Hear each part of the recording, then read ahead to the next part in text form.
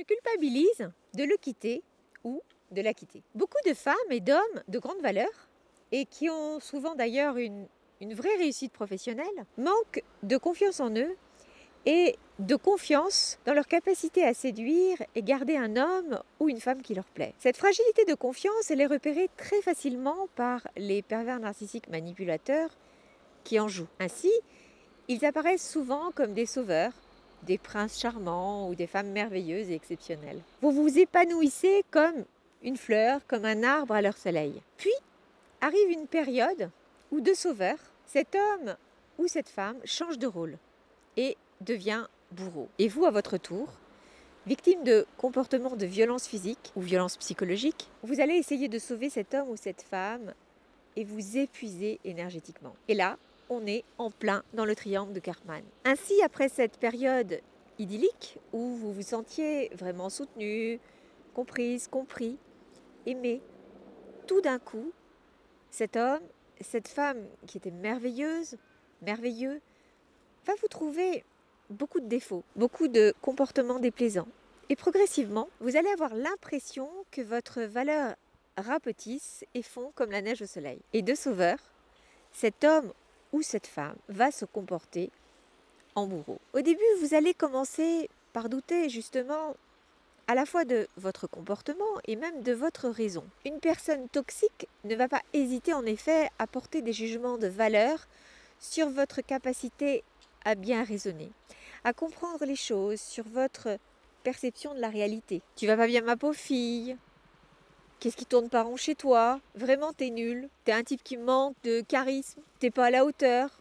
Ou le traditionnel, tu devrais aller voir un psy. Et là, face à ce rôle de bourreau, vous endossez le rôle de la victime. Même si vous souffrez, vous avez encore des sentiments pour cet homme ou pour cette femme. Et l'histoire était si belle que vous avez envie de sauver cette relation. Vous allez voir comment vous pourriez aider cet homme en détresse ou cette femme qui va si mal. Et là, vous allez mettre beaucoup d'énergie, vous allez faire des efforts, vous allez accepter de croire qu'il ou elle va changer. Et un nouveau cycle va s'enchaîner. Et le scénario, il tourne en boucle.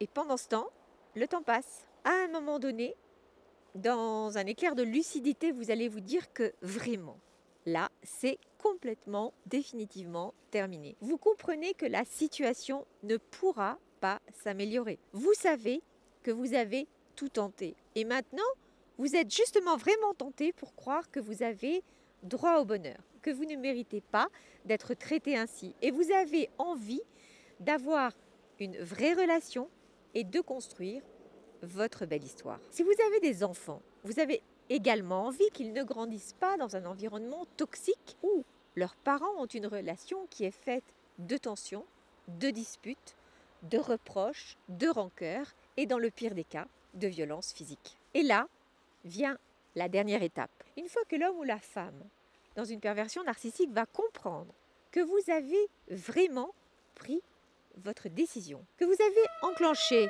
ou que vous allez enclencher une procédure de divorce si vous êtes marié, ou que vous lui demandez de partir si le logement est à vous, ou que vous cherchez un logement si vous habitez chez lui ou chez elle, ou que vous cherchez des solutions pour vous désengager d'un bail commun de façon à ne plus être lié à lui ou à elle sur des engagements financiers lorsque vous êtes donc en location. Il peut y avoir deux cas de figure qui vont être en alternance. Soit cet homme ou cette femme peut vous menacer de représailles diverses et variées. Cela peut être des représailles physiques, cela peut être des représailles de dénigrement, des représailles dans votre sphère professionnelle pour essayer de vous décrédibiliser, du chantage dans la divulgation par exemple d'informations personnelles que vous n'avez pas envie de voir étalées sur la place publique. Dans ce cas-là, je vous invite à vous rapprocher d'un avocat pour voir comment est-ce qu'il est possible de vous défendre par rapport à ce chantage et par rapport aux moyens de pression qu'il ou elle estime avoir sur vous. Deuxième cas de figure, on est dans la culpabilisation.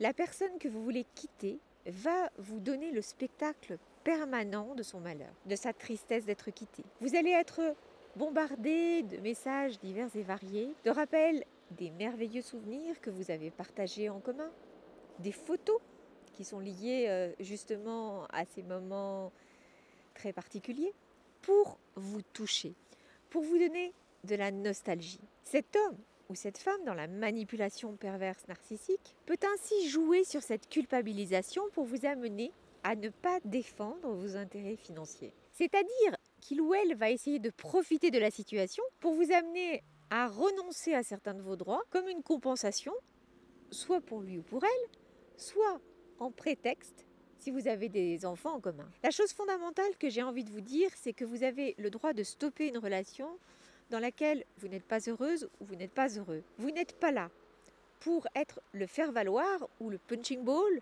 ou l'animal de compagnie de la personne avec laquelle vous vivez. Chaque personne, elle a droit au bonheur et à ce que j'appelle sa belle histoire. Et il y a les sentiments et les émotions d'une part, mais il y a aussi l'aspect matériel et l'aspect légal. Lorsque vous avez des biens en commun, lorsqu'il y a un partage à faire, ne renoncez pas à vos droits financiers. Consultez un notaire. Faites des évaluations par plusieurs agents immobiliers. Donc, si vous avez des biens immobiliers en commun, que ce soit une résidence principale, que ce soit votre logement secondaire, consultez un avocat dans le cas, par exemple, aussi d'une entreprise que vous avez en commun. Il ne s'agit pas d'être inéquitable vis-à-vis de la personne que vous quittez sur le plan matériel, mais il ne s'agit pas non plus d'être inéquitable avec vous. Soyez de votre côté. Pour avancer, vous aurez besoin d'argent.